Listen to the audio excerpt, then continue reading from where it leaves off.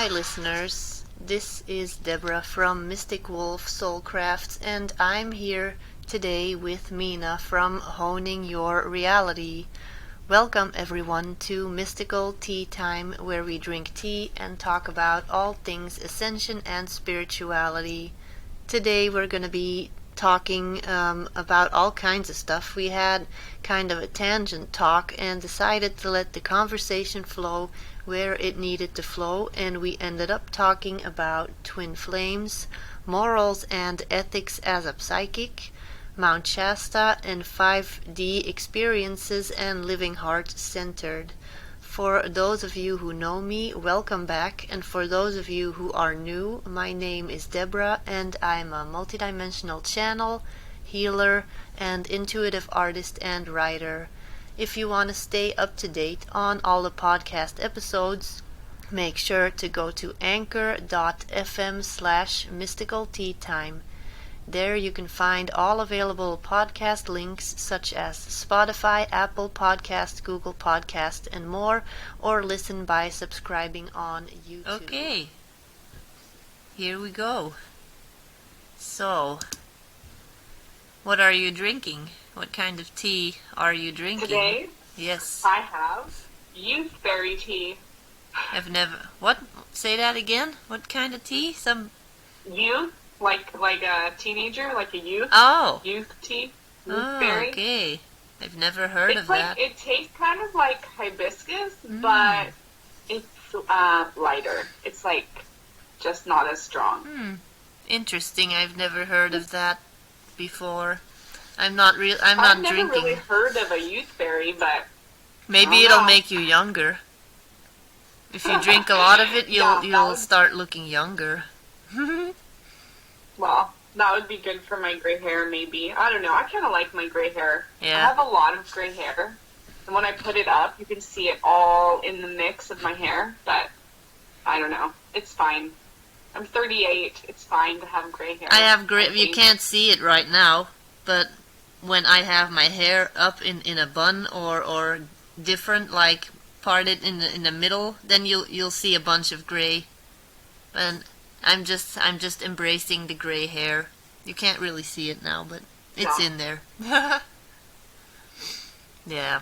So, tell me all about your new love coaching business. I don't know. I'm feeling guided to talk more about relationships and twin flames, not only twin flames, just divine, like sacred partnerships in general. Because I feel like that's gonna be the new paradigm of relationships. It's not gonna be about superficial connections anymore. More and more people are just trying to connect on a deeper level, and I think more and more people are gonna find, like, they're gonna find these types of relationships more, I think, on their path, but those relationships bring a lot of challenges with them because you're constantly triggering each other, because you're learning lessons from each other, teaching each other stuff on a deeper level. And a lot of people, they freak out when they want to be with somebody, but they find that they're constantly triggered. But they don't want to be without them, so they know this is like a really deep connection, but I don't know how to handle this because this is triggering parts of myself that I didn't really want to look at.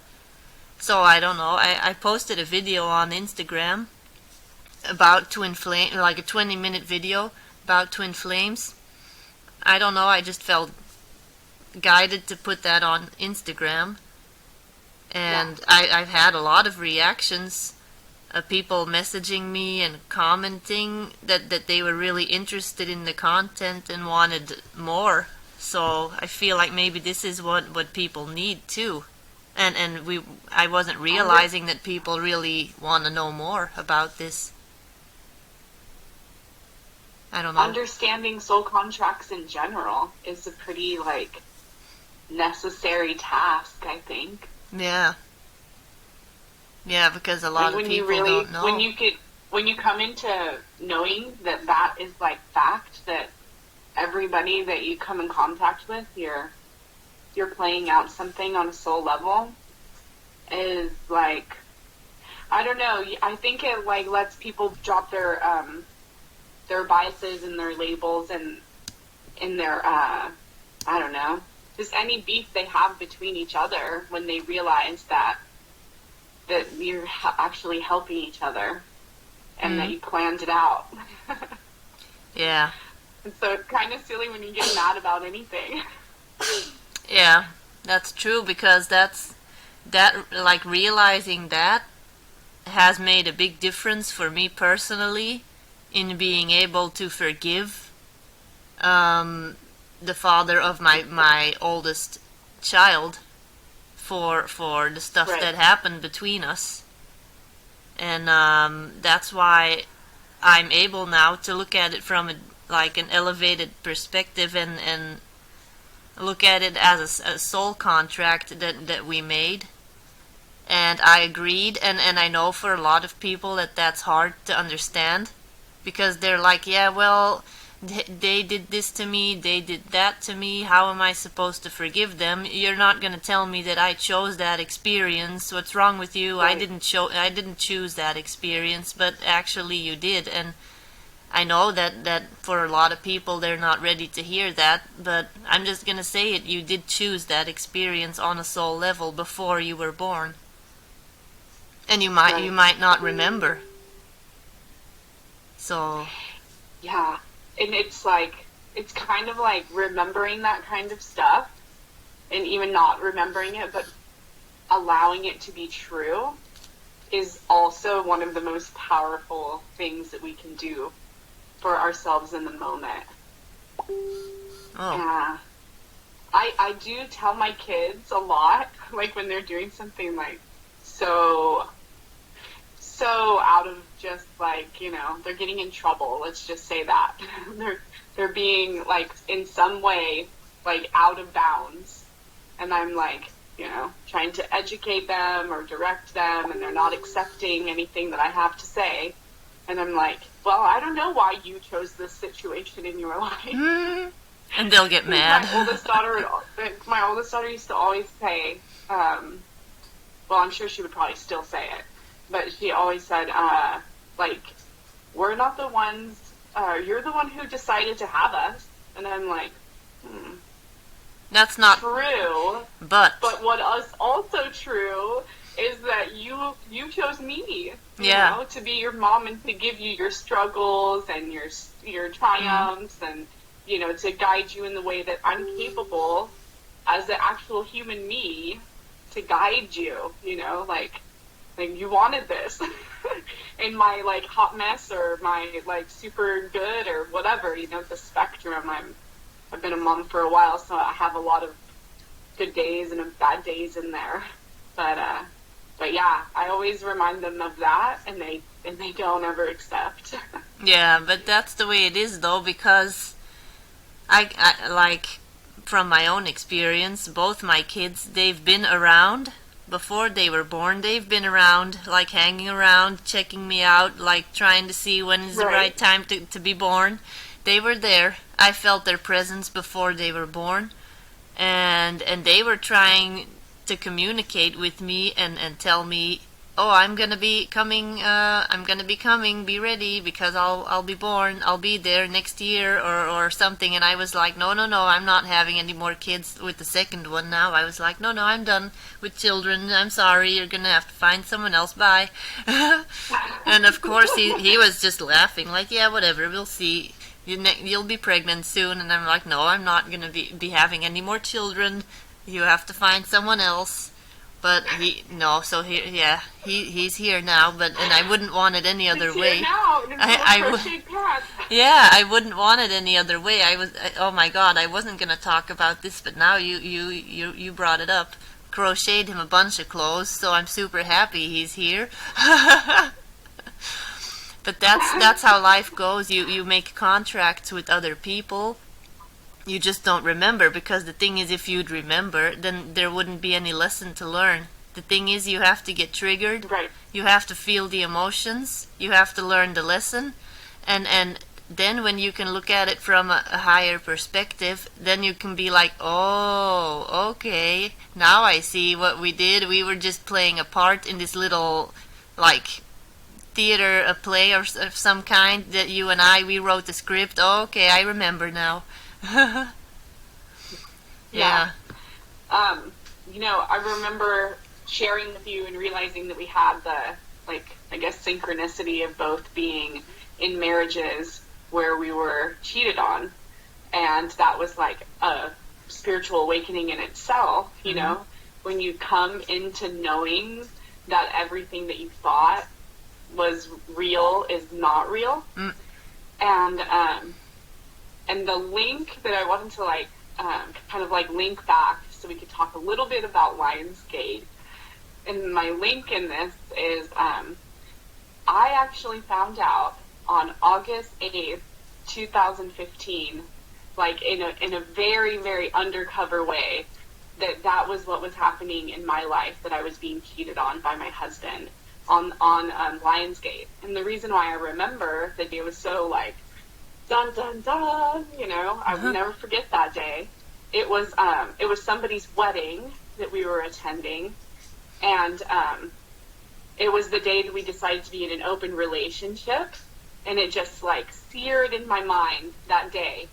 And then slowly after that, being in that acceptance, it was like I was accepting something about our relationship on some level where I was going to be okay with being in an open relationship, even though I didn't vibe with it, Yeah. But it was like I was being guided to say, like, yeah, let's do this. Even pulled in the direction to being attracted to somebody, and I had never been the type to be in a relationship and be attracted to anybody. But it was like all the pieces had to like come together for me to have my eyes wide open to be like, you know what? Even though I understand that everything that happened in our relationship had to happen this way so that I could learn, I still had to make the decision that I did not want to be with him. At the same time, it's like, you're accepting that you asked for this situation. And, so like understanding and forgiving and moving on, it's like, it's a crazy thing when you recognize and accept the soul contract. But anyways, so that was my Lionsgate in 2015. And then I knew nothing of Lionsgate again until this year. Remember last time we talked? I'm like, I don't know anything about Lionsgate.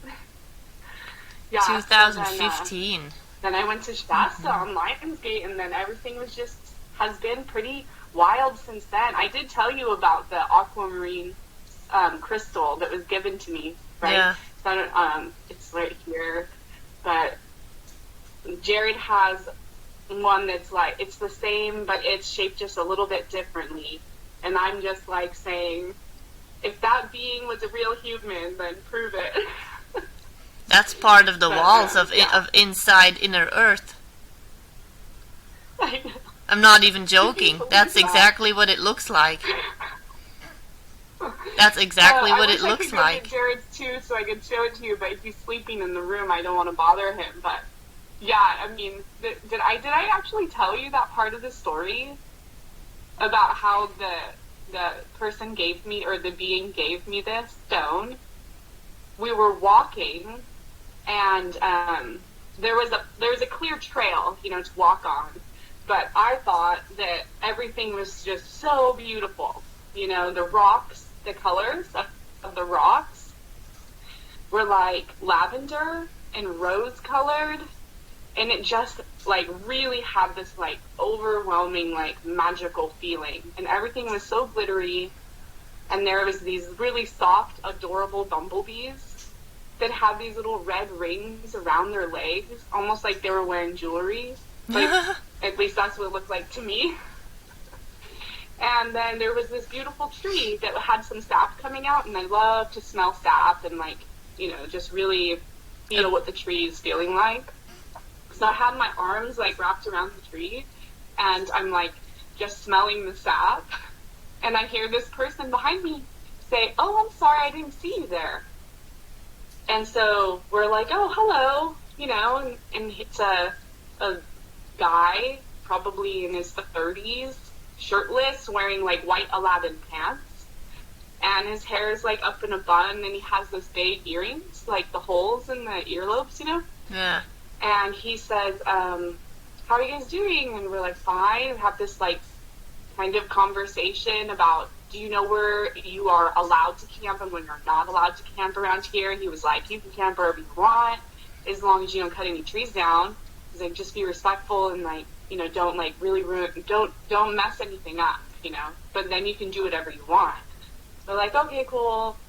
And then he goes over, there's like, we're like kind of down, and then there's some rocks, and he like goes over these rocks, and then I turn back around and put my arms around the tree, and then he comes again, like very quickly too. And he's like, I have these two stones that I decided to bring with me today, and I didn't know why I put them in my pocket, but now I know why. Here.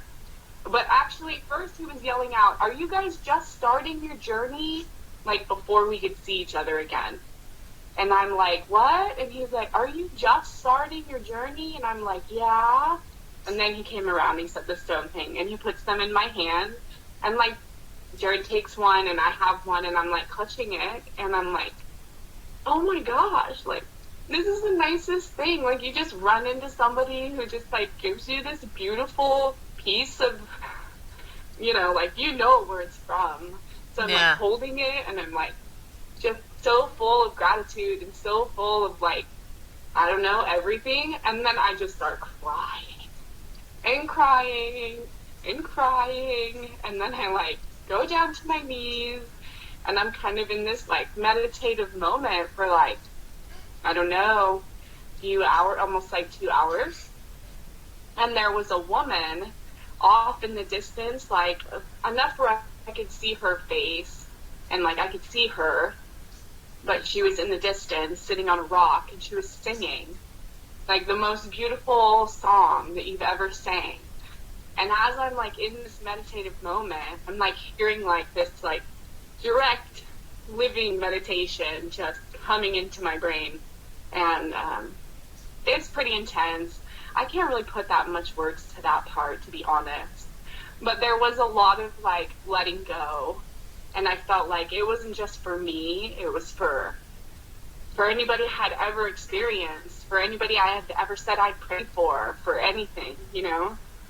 And I'm like crying, and like I felt like mucus like coming from like all different parts of my face that I had to like spit out. And it was pretty intense. And then this lady, she's over there just singing, like the most, I can't even tell you what was going on with that singing. Jared probably remembers more of that than I do. But anyways, and he was like just sitting like right over here as I'm like eyes closed, just living out this entire experience, which I thought was like a short amount of time. But there was a point where I took a last picture, and then I shut my phone off until this was all like, we were back to the car.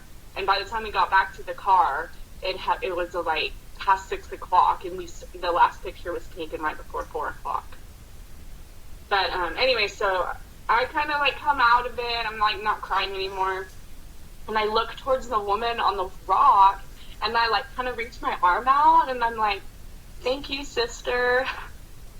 And then I put my head back down, and then when I looked back up, she was gone.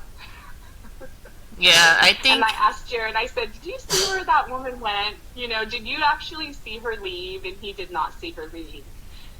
Because he had his eyes closed most of the time, too. But, yeah, and then I, like, got up after, like, I had some aunts, you know, telling me some stuff about, you know, like, basically it's, like, bugs got a lot of information, and we do a lot for the earth, and, you know, if you're the type of person that gets messages from bugs, or, like, you have a lot of bugs, like, maybe you should just go outside and commune with the bugs outside, and then they won't be seeking you out to, like, teach you all these lessons. So that was, like, the big ant lesson. There's, like, a lot of ant stuff. And now there's a bunch of ants in my house. But, that's a side note. Anyway, so then I go over to the rock where that woman was singing, and I'm sitting there for a while. And I'm, like, feeling, like, yeah, this is great. I'm like feeling all empowered, looking up at the sun and into the distance. And then I decide to like, it's time to go back to the car, get like, get a little refresh. It's been a while. I need some water. So like we walked down the mountain and like back to the car. And yeah, that was like one part of it. Yeah. Well, that's the thing. I've never been there in person. Well, unfortunately, but I do want to go there in person sometime.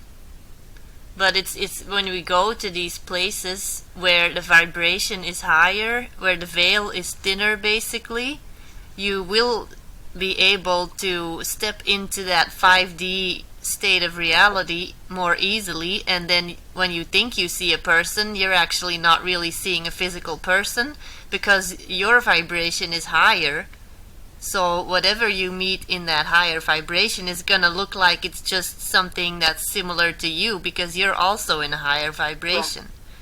And so these people that you saw there, they may not even be real physical beings in the 3D sense of the word.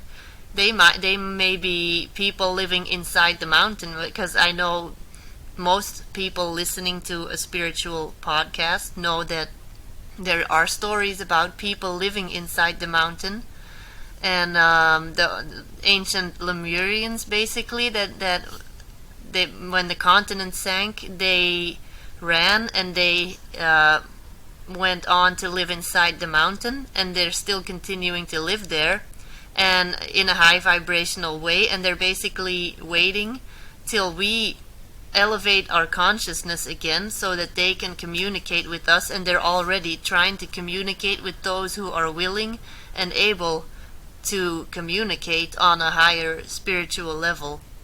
And those stones, they may have been like little codes that they were holding codes for you that you needed on your journey, maybe. So this guy felt intuitively that you needed to have these stones. There was one point where I was holding it up to the sun like this and looking at it through my eye, and I was just singing in my head, light codes, light codes, yeah, light codes, light codes. Because probably the sunlight was supposed to activate whatever was in the stone so that you could access the codes on your journey. That's all just synchronicity. You were meant to have the stone. Like, I believe that a crystal crosses your path when like at exactly the right time. So you needed it at that time. You don't accidentally just bump into a crystal, or you don't buy or get a crystal from someone if it's not meant to help you on your journey in some way. Yeah, this one for sure helped. It was a really, really interesting day. Like, I know I had mentioned in a text to you about seeing the tall beings. Yeah. When I'm like telling Jared, I'm like, no, do you think those people are on stilts? And he was like, what people on stilts? Yeah. I'm like, no, those people that were super tall dancing. And he's like, I didn't see any of that. I'm like, okay. Yeah, but see, that's the thing. That's the same like UFO sightings or extraterrestrial sightings. Some people, like, they're together in nature somewhere, and one person will see a UFO and go like, did you see that? And the other person's like, I didn't see anything. But some people, when you are in a specific state of like vibration, and the other person isn't quite on the same, like they're doing something else for a while, and you're all the way up there in high vibration land, and then you'll see something that the other person won't see, or they want to send you a message, specifically you, and then the other person won't see them, and you're the only one that's going to be seeing them. That may also have been the case. When we saw when I saw the tall beings, it was so I think I told you, they had this huge party on the highest part that you can drive your car on the mountain, because it was Lionsgate. I mean, I don't know how many people are there on a regular weekend, but there was so many people just driving up and down that mountain all night long. And they were playing music until daylight, until sun came up. Like, there was a DJ, and there was people, there was all different kinds of things going on, but it was like a lot of energy, and I said, can we just go look and like be a fly on the wall? But of course, I'm not like a really fly on the wall type of person. Jared is a little bit more like that, a little bit more like cautious, and I'm the type of person that just wants to run into like whatever experience it is and go check it out.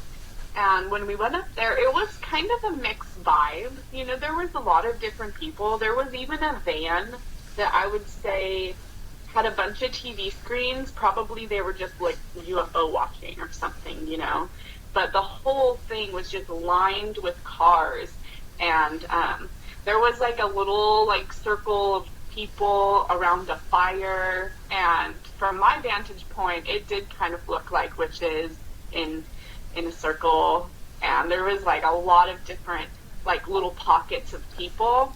And you could also feel that there was like a mix of dark energy and light energy in the vibration that was at that celebration.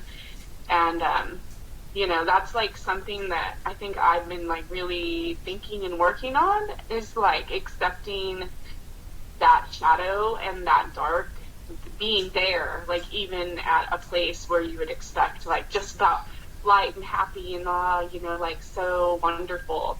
But that kind of energy vortex, it attracts a lot of people, attracts a lot of different people, and that was definitely evident. You could hear, like in the distance in the hills, you could hear like shamanic practices going on, you know, people like calling out. And there was one place that I don't remember what they called it, but it was the fertility grounds or something like that. So there was like this whole other section, and you could hear the music from there too. It was like the whole place was just beaming with different types of people putting out different types of rituals that night. And I'm pretty sure the fertility people were sacrificing chickens. Yeah. We went to these two different places, and like when we drove, because there's all these different roads, you know, like that you could drive off of, and there was a few like places that had a lot of chickens in cages, and I don't know, naively said out the window, "Hey, that's cool, you have chickens," to somebody, and they just like looked at me like, "Are you fucking kidding me right now? It's cool." I don't know. There was a few like roads with weird vibes for sure. Yeah, and I think that's kind of the way it is in the spiritual landscape in general. There's so many different kinds of like ways that people experience or experiment with their spirituality. Like I don't know, there's just people that like even online that will have certain thought patterns that give me like weird vibes that I'm like, no, that doesn't resonate with me at all. Or like other people that I feel like, oh yes, that definitely resonates with me. And usually it's people that are trying to like bypass certain shadows, or that or try like the whole back to the twin flame thing. That's why for years I haven't talked about twin flames, and I was super resistant about talking about love in general or predictions concerning love, because I'm all about empowering people that I work with, and I don't want to make people feel like they're giving their power away to me. And like and then there's a bunch of these psychics that are like, oh, I'll tell you all about your love life. I'll bring back your ex-boyfriend in 24 hours. That's what I mean. Like, no. Just no. Yeah. Don't. Anyone listening, please don't ever go to a psychic that's gonna tell you that they can bring back your ex-boyfriend, or that they can find the love of your life for you if you pay them this or this amount of money. No, just no. Yeah. And also, even if I or anyone else is gonna give you advice on love, if it doesn't resonate with you, just completely ignore it.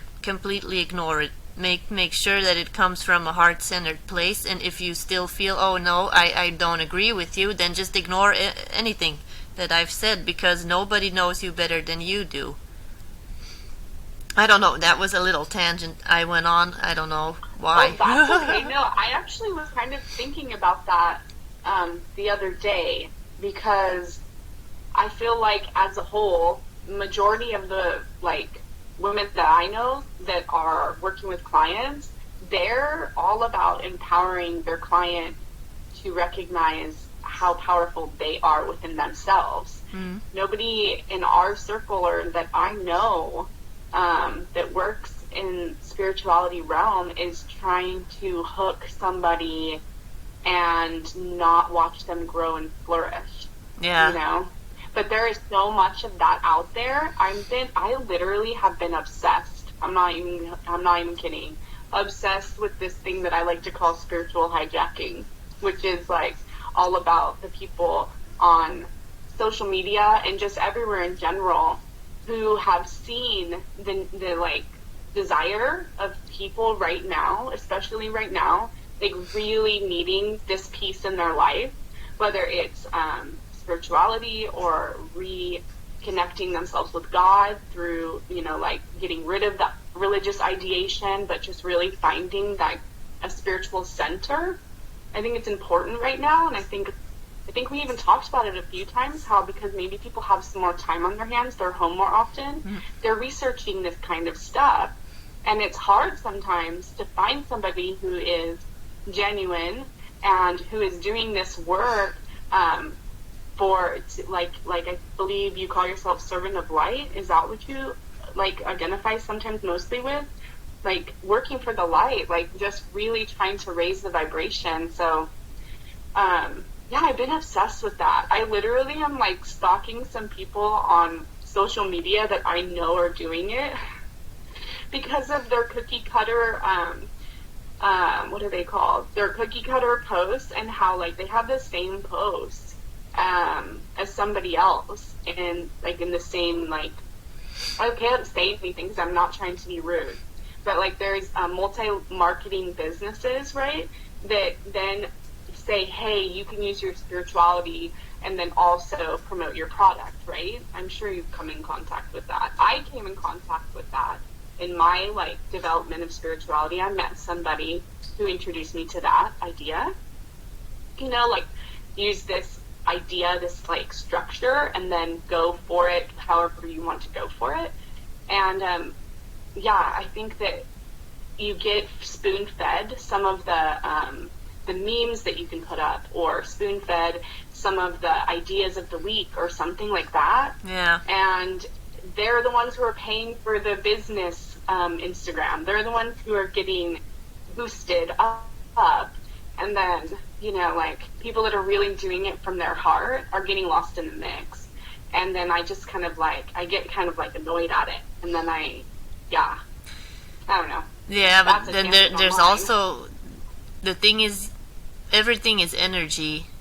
So you're gonna, as a client, you're gonna attract practitioners that are going to be on your level of vibration. So those practitioners are never going to attract your clients, basically. So one of these people that is all about the marketing, just trying to get clients, they're not gonna take away my clients, because those are not the clients that are going to be resonating with me. Right. Because, again, with the soul contracts, I look at it, and that's something that I learned from one of my mentors that I did the Archangel Michael course with, Beth Catherine. I think I've mentioned her before. She looks at your business as an ancient temple, basically. So you have your temple space, and that's your business. And then you have your Instagram page, social media, that's the outer circle around your business. And you basically invite people in. You're not trying to get clients, oh, I need clients, I need money, oh, come buy my stuff, or whatever. Right. You're basically there in the center of the temple, and you're putting out your vibration and your service. You're basically, like you said, you are a servant of the light. I know some people don't like the word servant, but yeah, I have to go on a little side trail here, because I like the word servant, because right when I was awakening and wanted to do something with like my spirituality, and I started taking the class with that mentor, the Archangel Michael course, I was walking my dog on the street and I was doubting, like, oh, okay, am I going to take this class because it's kind of expensive? Should I do it? Yes or no? And it's Archangel Michael, so his color is blue. He's associated with the blue ray frequency. And I'm walking my dog. I don't know if I told you this story before, and I saw this blue minivan, like super bright cobalt blue, and in white big letters it had the word servant written on it, and it drives by me on the street in the middle of the desert. There's nobody there, and this van drives by me, and I'm just I literally just I'm paralyzed, and I'm like, what just happened?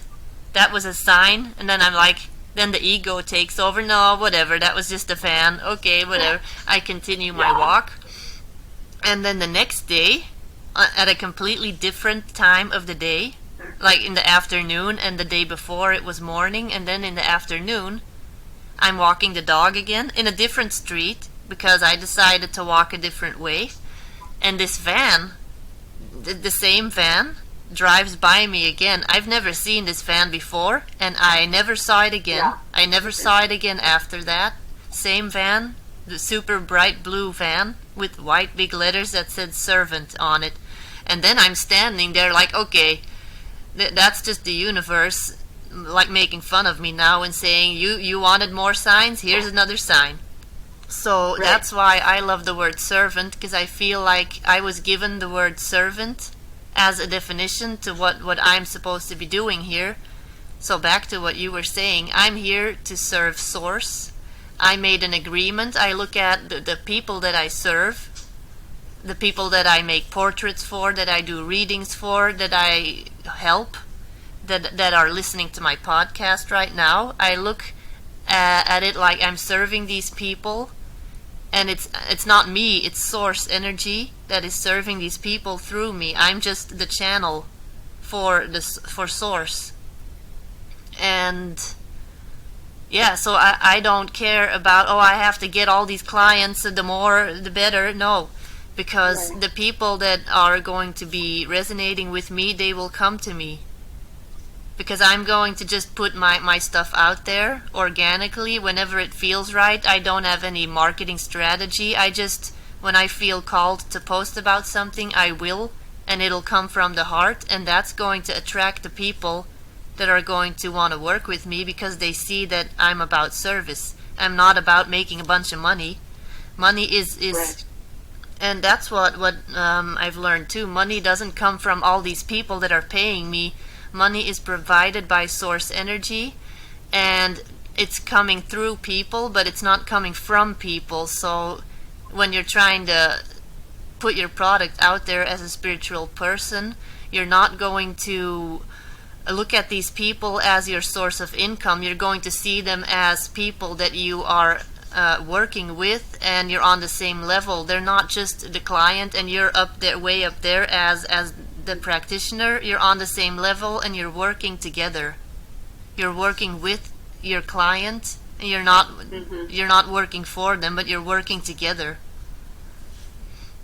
Yeah. I don't think I've ever worked with someone that I did not learn from simultaneously. Yeah, and I think that's again the soul contracts, because that's the thing with each client that I work for, or animal or person or whatever. There's different lessons for me in it too, and I always benefit from it too in some way. I learn new things and I benefit from it, because I'm having a conversation with their energy, and they're showing me basically parts of their privacy, like the animals are showing me their emotions, the people are showing me aspects that they didn't even know.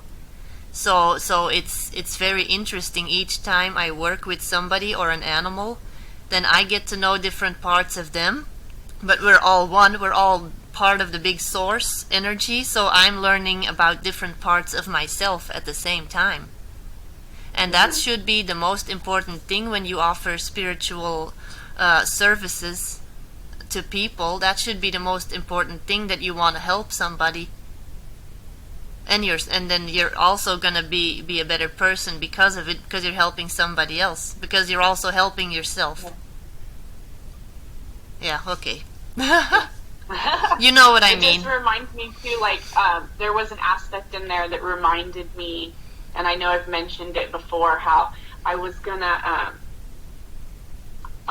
like just totally go into your astrology chart and tell you all this stuff, but there was this like also level of understanding when you know that you could look into somebody's information like that. Like you were saying, you know, the dog is showing you, or the person is showing you aspects that they might not even know, like, and just knowing how to be gentle with that. And then also knowing when, like, to not even look, to just let be, because you respect somebody. Like if you ever ask me specific questions, then I'll look into your chart.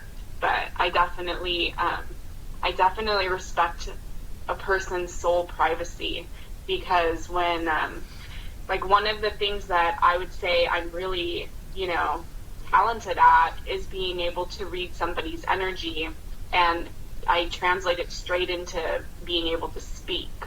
So it's not, I don't usually translate someone's energy in an artistic way or see anything, but I can regurgitate something very, very similar to what they are exactly feeling.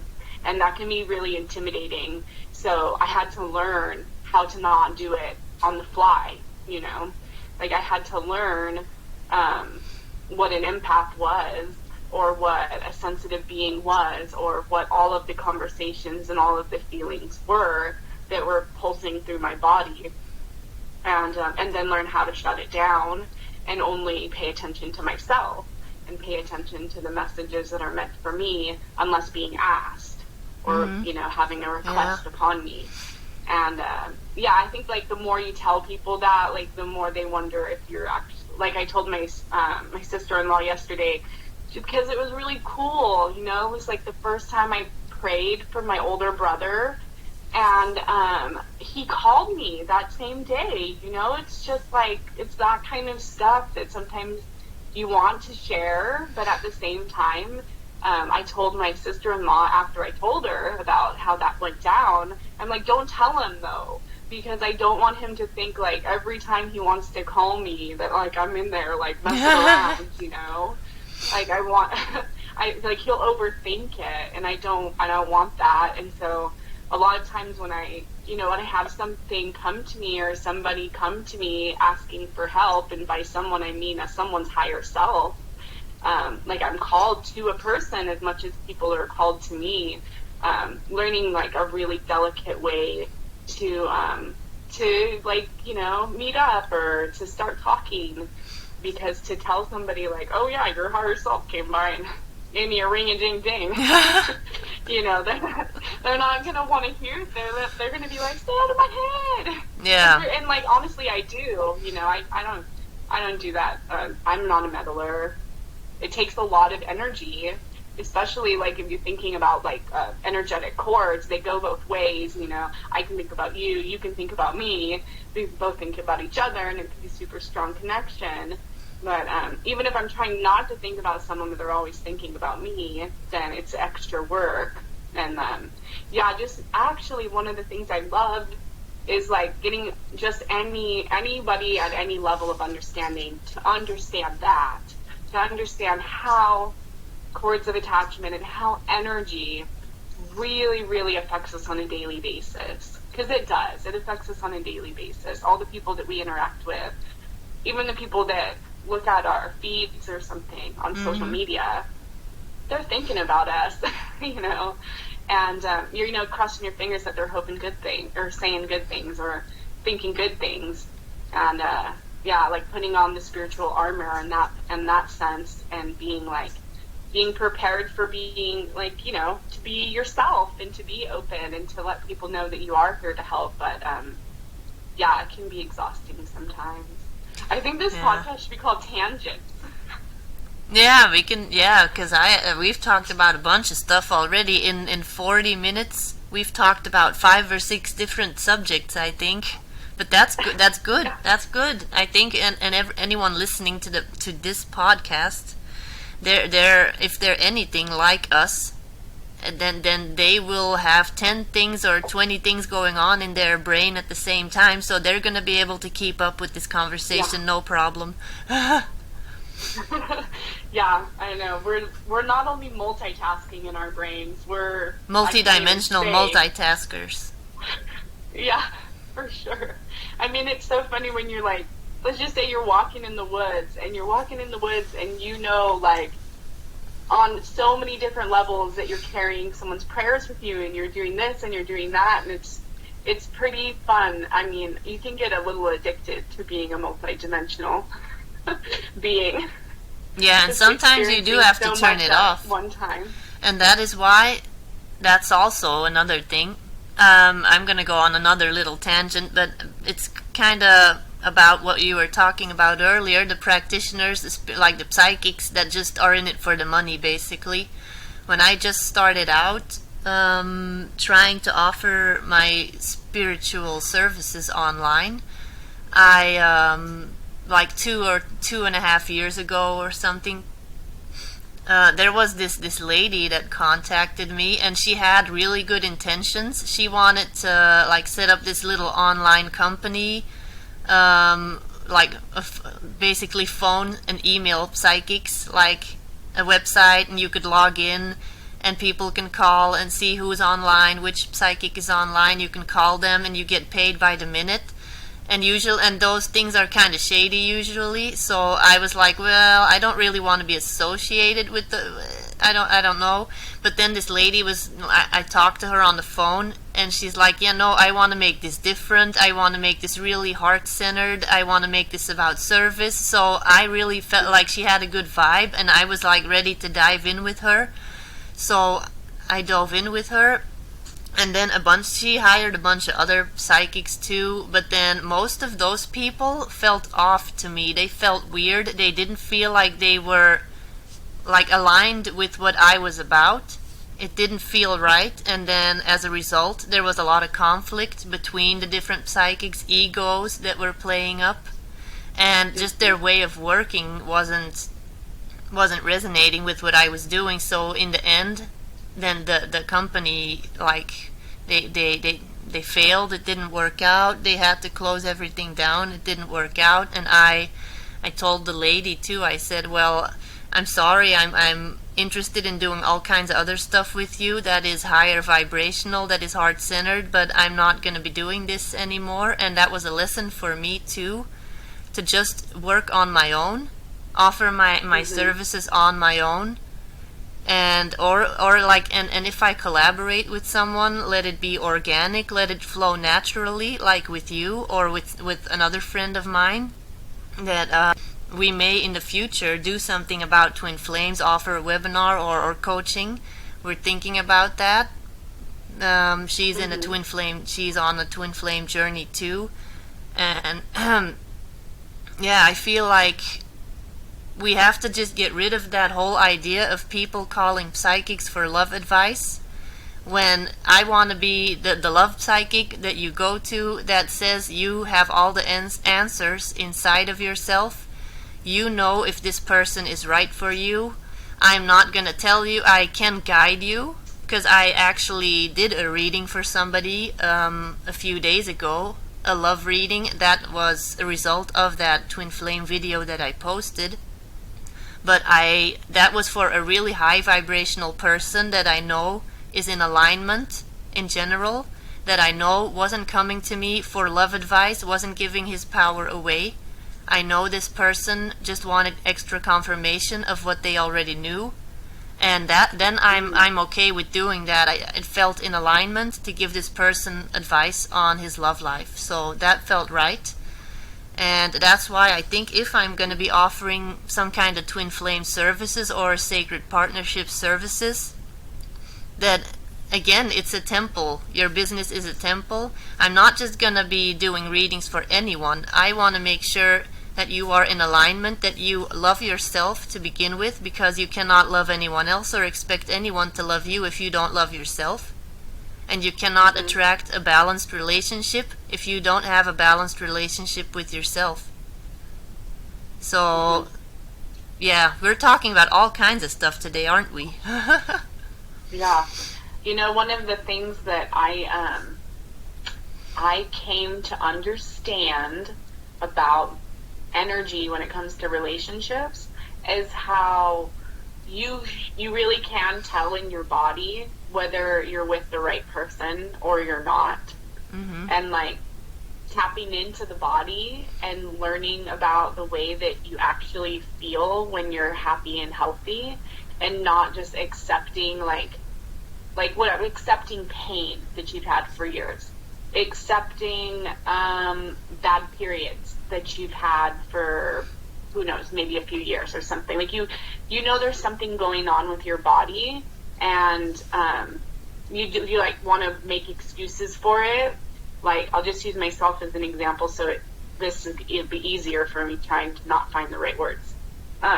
When I was with my ex and he was cheating on me, I used to get a lot of yeast infections. Sorry if that grosses anybody out. But I did, and I felt very unhealthy in all of my women parts. Like, I was just, like, I felt like I had a lot of bloating. Like, my stomach felt always bloated. And after we had intercourse, every time, I felt like my vagina would literally swell. This is, like, all things that were happening for a long time. So long that I accepted them as things that were just wrong with my body. Or then you can always say, like, oh, I gotta exercise, or, you know, I probably don't drink enough water, or, like, you know, I'm eating something that's agitating me. I have a cyst on my ovary. And I remember my doctor telling me back then when they found the cyst, she was like, well, we never know if, you know, if your hormone imbalance came and caused a cyst or vice versa. So she was like, you know, try your best to, like, get healthy. So I did, and in the midst of me getting healthy, I actually got pregnant with Marcus. So that was my last pregnancy. And then after I had him, it was like, there's something different about being pregnant with a boy. It was very balancing of my energy. Like, I was the type of girl who never wore dresses, never wore jewelry, and then all of a sudden I was. It was like I wanted to be more feminine. And just the experience of having him and kind of like all of a sudden getting a little bit more in touch with my body. Like, this had nothing to do with spirituality. This was just like the buildup of an awakening, I guess. And I started paying attention to my body more. And anyways, I got out of that relationship, and I don't have those problems anymore. And I didn't really change anything besides change my my sexual activity and change the person that I was around. And like we were saying, like, I don't hold any resentment, and I forgive, and I also accept him so much that we actually, I think I've told you before, he lives in a detached room from the house. Like, he rents a room at the same house that I live in so he can be close to the kids, and I'm here too. You know, it's like the kids don't have to go anywhere. They're just, their parents are separated, but they're in their home. Anyways, long story short, you know when something's wrong in a relationship, and it doesn't have to be all those dramatic things that I was saying. You know, maybe your significant other isn't like cheating and doing something like that, but maybe you just know, and so there's something going on in your body probably that can like help you figure out, is this actually a good thing for me, or is this a bad thing for me? And that goes for like every single relationship. Yeah, I don't know if you know Lee Harris. He's an intuitive. He's on YouTube, and he offers monthly energy updates on YouTube. And he says, like what he said, I listened to one of his videos yesterday. If you're not intuitive, like in a sense that you can't see or hear messages, you can probably feel them in your body. Just like if you are doubting between two different scenarios in your life and you don't know what to do, like, what was he saying? Should I go to Italy on vacation? And then you have to imagine, okay, yes, I'm going to go to Italy on vacation, and sit with that for a minute and just see how your body feels. And then you let go of that idea, and then you focus on, no, I'm not going to Italy, and sit with that for a minute and see how your body feels. And does your body feel constricted, or does your body feel open and light and happy? And then go with whatever feels best. That's the same, yeah, you can do that in the relationship you're with too. And that is how I knew that I had to separate from my ex, because I focused on the feeling that it was giving me. Like, okay, if I stay in this relationship, I'm going to imagine that for a minute and feel into that, and then I'm going to imagine being separated and what that feels like, and I immediately felt like a big release and lighter, and I knew that that's what I had to do. But then, of course, that was a whole other lesson, the separation in itself. But again, that's a soul contract that I made, and that's how people get sick too, when they hold on to anger or resentment. That's how you'll give yourself cancer. You'll get sick. Right. And I know that now, of course, I may have people telling me, oh, you're going to tell me that I got cancer because I was angry. Well, I'm not the one saying that. Actually, you should Google Louise Hay. She's the one that said it first. Louise Hay. I'm sure you know her. So yeah, it's a really tough, touchy, like, it was when you start touching on, and when you start really like getting into the depths of soul contracts and understanding that you're living out the life that you actually want, all of the things, even when it comes to sickness and when it comes to death, it is very hard for people to then accept that as well in the realm of things that you wanted in your life, you know. And I remember when I first started accepting this, because it's a lot, you know, to continue to accept things. Like, okay, I accept that I wanted that terrible thing to happen to me in my marriage. I accept that after I allowed myself to become what it's so hard for me to say, but I believe it, that when I was in the open relationship and I was seeing a married man, that I was an abuser of his wife. And I believe that I had this full circle of being taken advantage of, and then taking advantage of a woman. And then that goes into like my understanding now of the sisterhood wound, and that's a long story.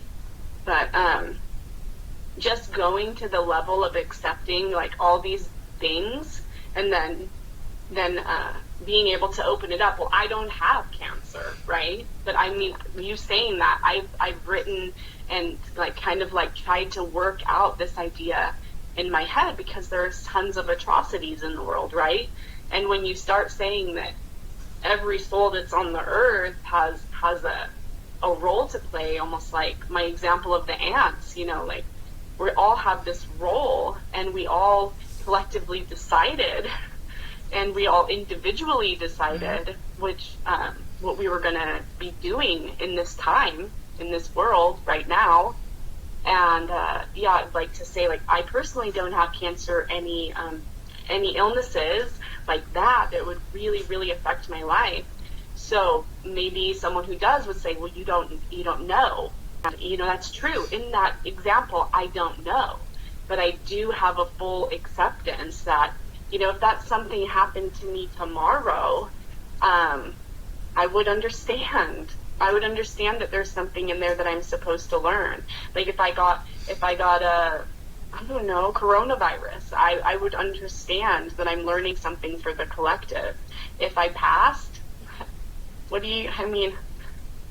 this human life is over and I'm on to the next, so there's nothing to say on that realm. Yeah, and the thing is, you and I understand, because we've gone through all kinds of initiations in life that brought us to understanding that level of energetic, like, exchange, basically, that goes on. Like, you put energy out, you get similar energy in return. But the other day I read something online. One of my friends on Facebook commented on a public post, and it was like an inspirational post that was like, oh yeah, something about there's a lesson in everything. You choose your own experiences, something like that, those inspirational things. And then one of my friends commented, yeah, say that to abused children that got abused or kidnapped. Yeah, I'm sure they'll understand. And then you feel a lot of bitterness and like resentment still in that person's response. And I know that I'm not going to be able to convince that person. That's not my job to convince you, because you're still in the middle of the process of understanding, and it's not like I'm better than you. That's not what I mean.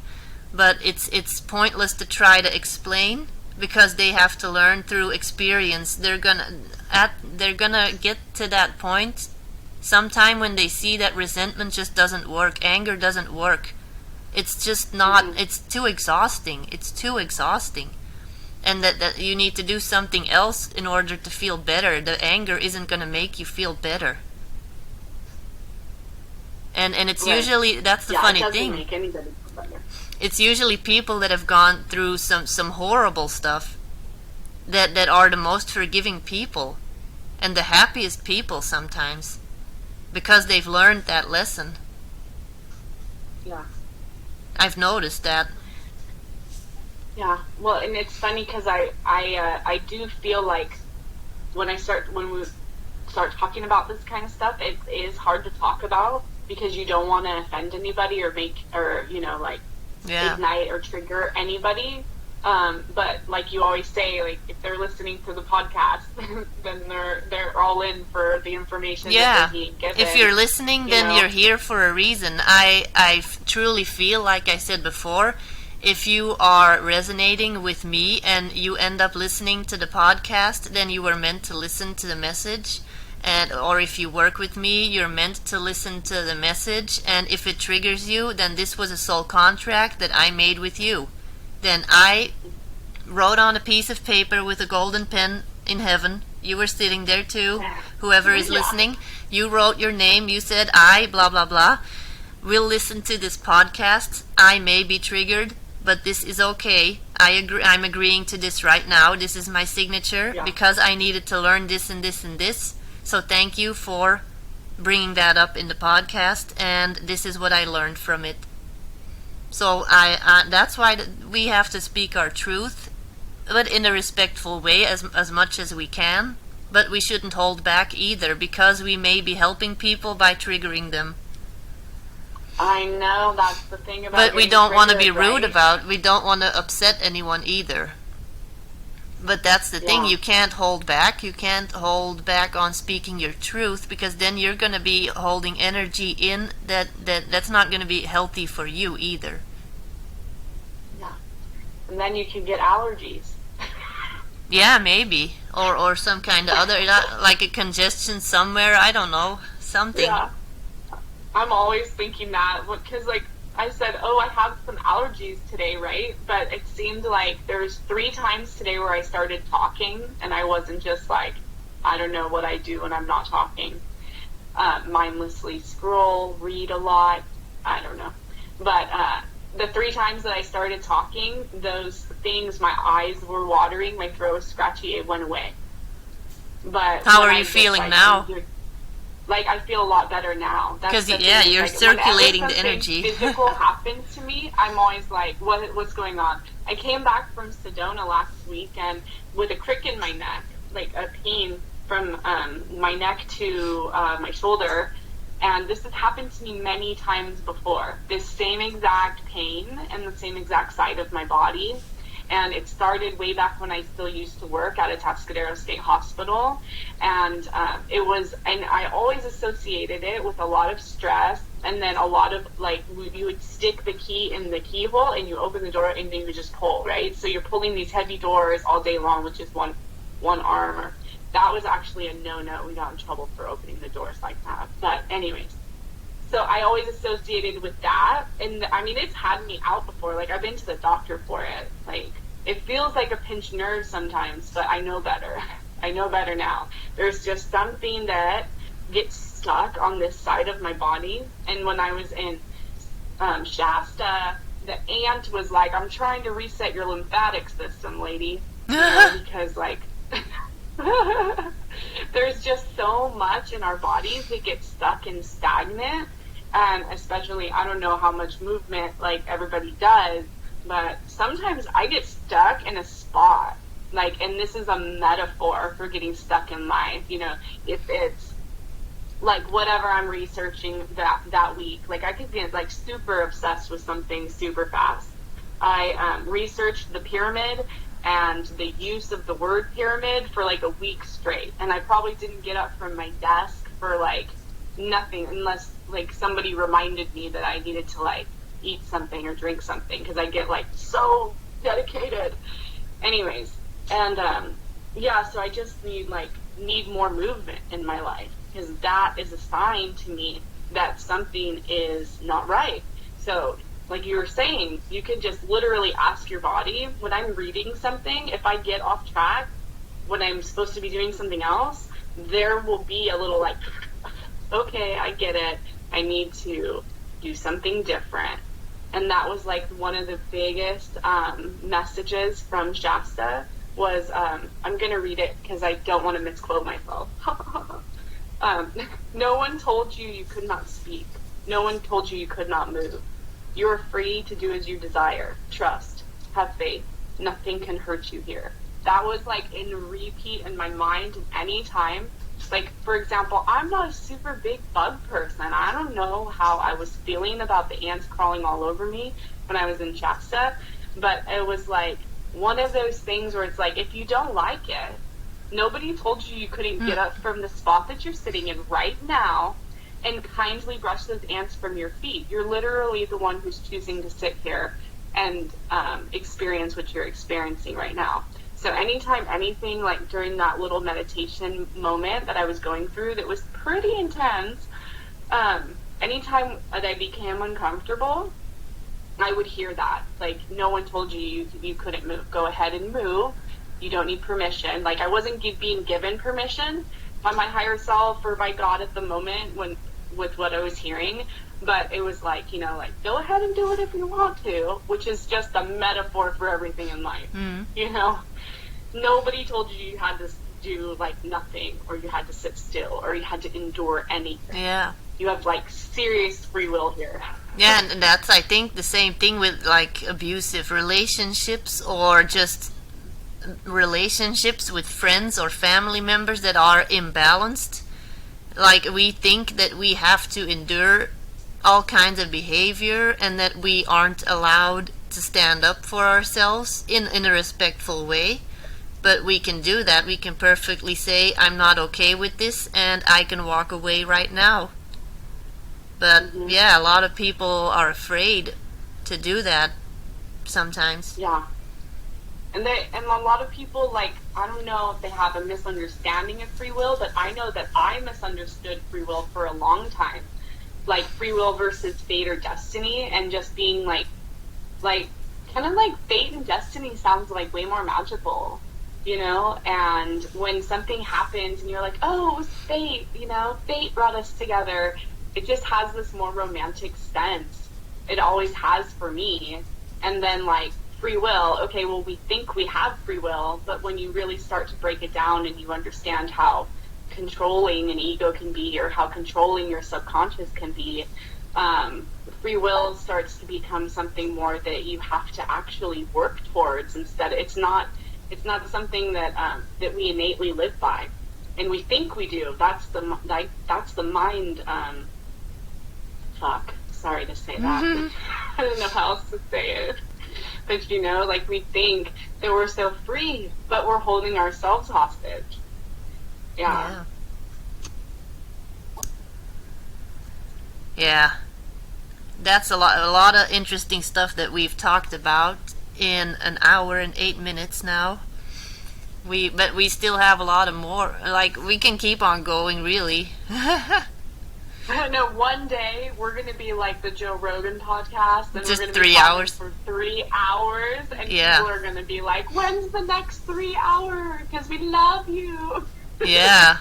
Well, I'm sure we have a handful of like listeners that listen each time, and those people they're always asking. Like I've had questions, when is the next podcast? But the thing is, I don't know when the next one is gonna be. I try to do like one every other week, but it also kind of depends on, like I said, it has to come organically. If I feel like, okay, this is the time to record, then I go for it, and I find someone that's interesting, and we just record, or I record on my own. But I don't want to be like, oh, I have to record one every week because that's my schedule, because it's not going to be genuine, it's not going to be in alignment, and nobody's going to listen to it.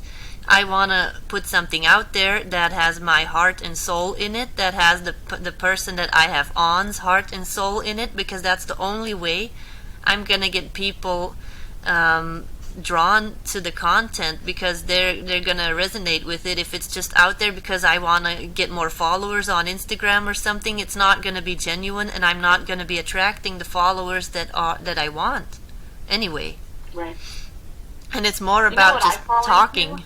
I am like always just I feel like I'm not doing enough all the time, and so sometimes I will try to, like, because I've been trying to make videos more, and like it's like a challenge because I'm not like very smart with like technology, so I only have like one trick at this moment. I can push play and then I can push stop.